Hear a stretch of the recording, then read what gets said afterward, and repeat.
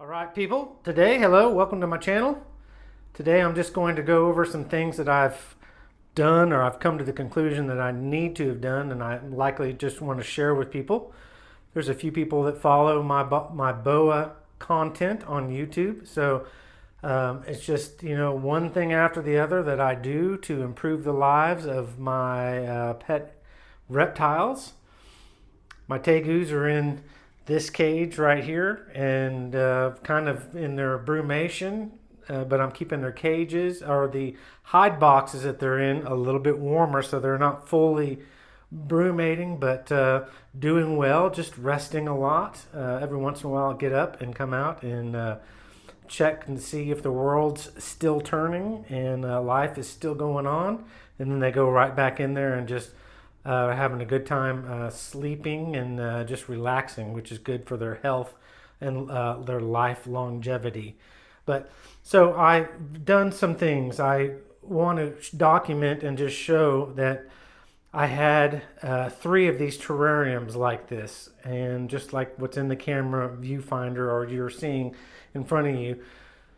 And you might have known if you've been following along that I got a new young boa. It's a leopard boa, and it is young. It's a her, she, and she's a young snake.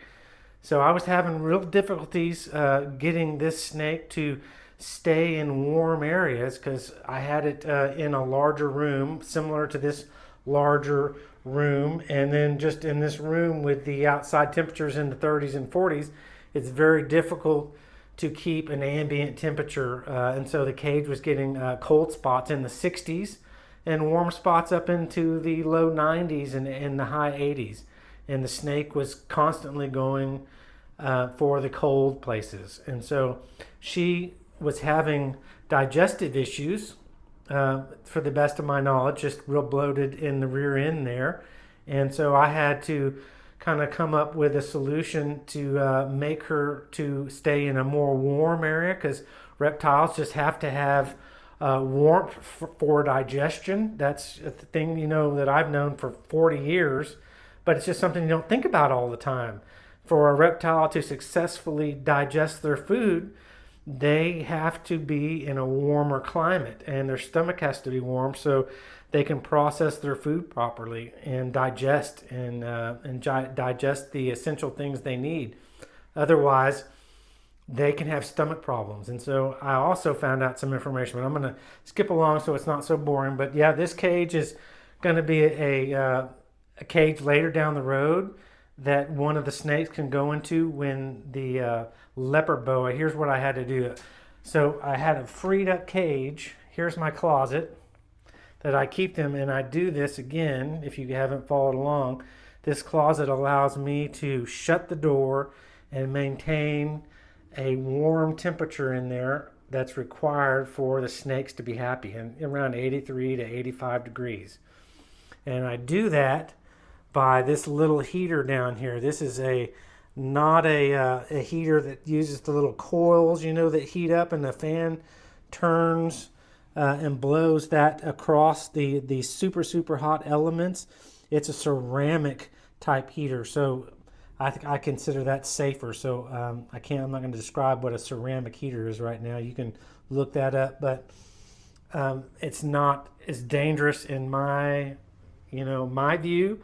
But I have that on a timer. So I had a reptile timer that's down there underneath, right down there. You can see it glowing red, hopefully.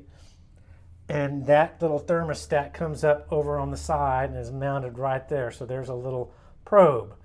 And so this heater has a thermostat built into it, but they are prone to fail, or you can just move the dial accidentally and it could overheat this room to 100 degrees easily. So I have a secondary timer or a little temperature gauge right there that's run off that. So if it gets over, like 86 degrees, that digital thermostat will shut off and override that one. So I've got 2 thermostats right now that are kind of a backup safety feature. So very key. If I didn't have that little heater in here, I couldn't have these snakes, because the weather here in Texas is so up and down. 30 degrees one night and 60 the next night and 20 the next night and 80 the next night. So what I've done with Carmela, which is I'm thinking, was a good decision, is that I moved her back into a small tub. I went and bought an even smaller tub at Walmart with a top, and it secures. And so the snake has a hide box in there, right back there, and I've got a little heat mat here, so on a timer, so that jumps on for a couple of hours during the day and heats this up to about 90, 92, 93. And this snake, from everything I've read and I've seen physically owning this snake for the time that I have, this snake needs warmer temperature to digest her food, and I go more into that in just a second.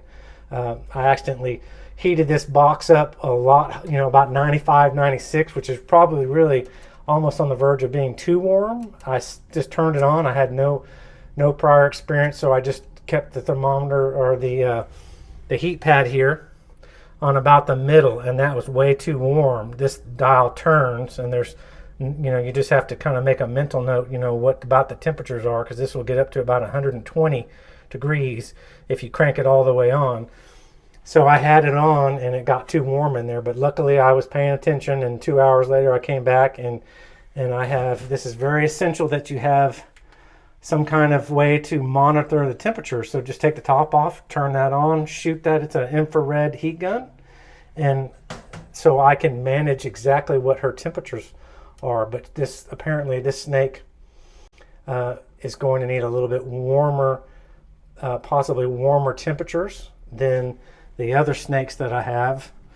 I've moved my ZoomEd habitat in here and switched Manny into the larger. This is just a little bit larger terrarium than the terrariums that I've had for the last 2 years down here. That's what this one outside is. And the top slides off, so it's not quite as convenient as, pulling the dial and opening the twin doors to get Manny out. But Manny is sometimes a nightmare to put up. He latches on, his tail will latch on to everything and wires, and he will not want to go to bed. And so it's good to have an easier way to put him in the cage when I'm ready to put him up. But this is my setup, and I'm really seeing great results with Leo, or Carmela, being in here.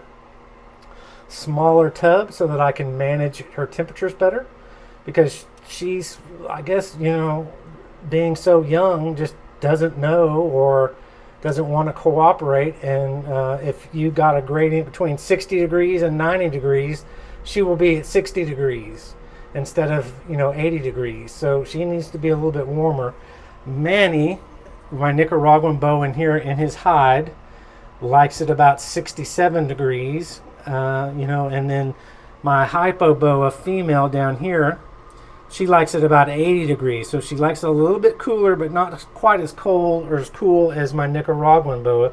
But this one here, the leopard boa, genetic wise, needs to apparently be warmer, because Kevin at Nerd mentioned just a few days ago about breeding black-eyed, dark-eyed morph snakes. They typically don't have the dark and the black eyes, but through the breeding and the genetics, doing that, you're getting some of these snakes with these dark eyes or these black eyes. And he mentioned that a lot of his snakes that he's bred at Nerd with the dark eyes, they have gastrointestinal issues, and it's just through the breeding that has happened. And so, maybe my leopard boa has black eyes, and so maybe that's just part of her genetics, is having a little bit more difficulty digesting her food.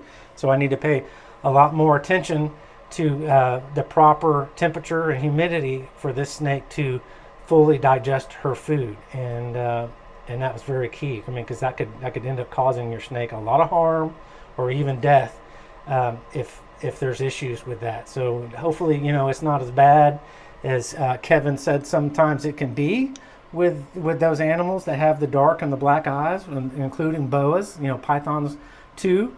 But yeah, hopefully I'm not going to be plagued for, the next part of her life that she has gastrointestinal digestive issues. But I think that could be a potential problem. So here's the setup. As you can see, pretty cool. Miracle. I mean, this setup is what I have to have because I couldn't keep these snakes otherwise and keep them at the right temperature, and they wouldn't be nearly as healthy and doing as well as they are. So this is their closet, and I will shut this door and I will actually let them out of their cages in here, and they will roam all around from the carpet down there at the bottom, and then they'll climb all the way up and go at different levels, and then they'll even go up here to the top where I have made a little spot. They like to come up here and go. I put some extra rocks and logs and things up here. They like to hang out up here. Heat rises and goes up, and so they'll go up there, and I've got some logs that they can help them to get up the side of the wall and to get up, and they like to hang on these supports. Got one right there and there, and I have another one that fits, but then I can't get easily to the cage and have access to, I'll hit my head on it. So I've got that out right now. But I think pretty cool setup. Maybe you can do something similar to this. It's just a closet, as you can see. I mean, just shut the door, and it's just in a room. It's very easy to do if you have a room with a closet that you're not using. And then I also had to put this into the ground. I had to screw a board into the ground. Also insulates the room because a lot of cool air comes in through the gap on the door, and that's what this outer portion is right here. It helps seal, but this also keeps them from getting under the door, because unbelievably, I can't imagine how Manny got out this door, but he's done it twice with this little bitty gap that I can barely get my finger under. He has squeezed out under that and gone into this room when it's been like 59, 60 degrees, and curled up over there in the corner of the room. And I've come in, woken up and been like, I think something's wrong. And I come into Manny's, not in his warm room, but in the cold room.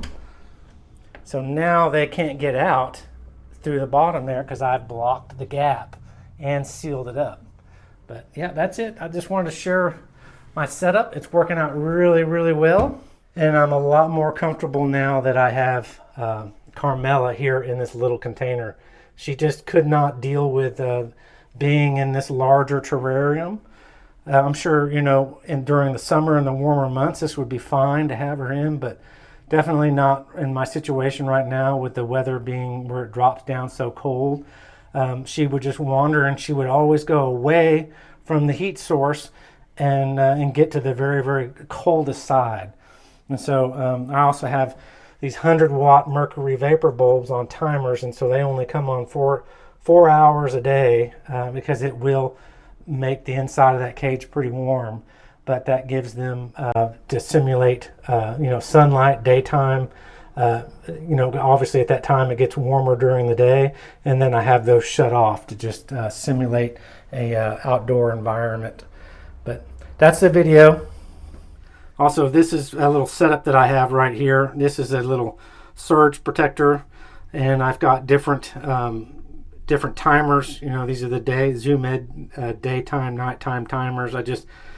Otherwise I have to have 6 timers on there, and it takes up a lot of room, and not necessarily everything can be plugged in. So I can plug in 4 heat sources and 5, 6 into the surge protector and not overload everything. But this is kind of how I have it set up, just the wires running zip tied, and just trying to clean it up, but then run over to all the different sources, the heat pad, a light, and then down here I have a daytime and a nighttime heat bulb here for nighttime, and a daytime bulb right here that's a little bit more powerful than the nighttime bulb. But because this is closer down, this terrarium is closer to the ground, it gets cooler at night than the ones that are up a little bit taller. So I need a little bit additional warming heat sources in this one to make sure that Leo Leo, they're all sleeping in their hides, or they just got fed, and it's just not a good opportunity to take them out. But Leo's right here in this hide, resting and having a good time.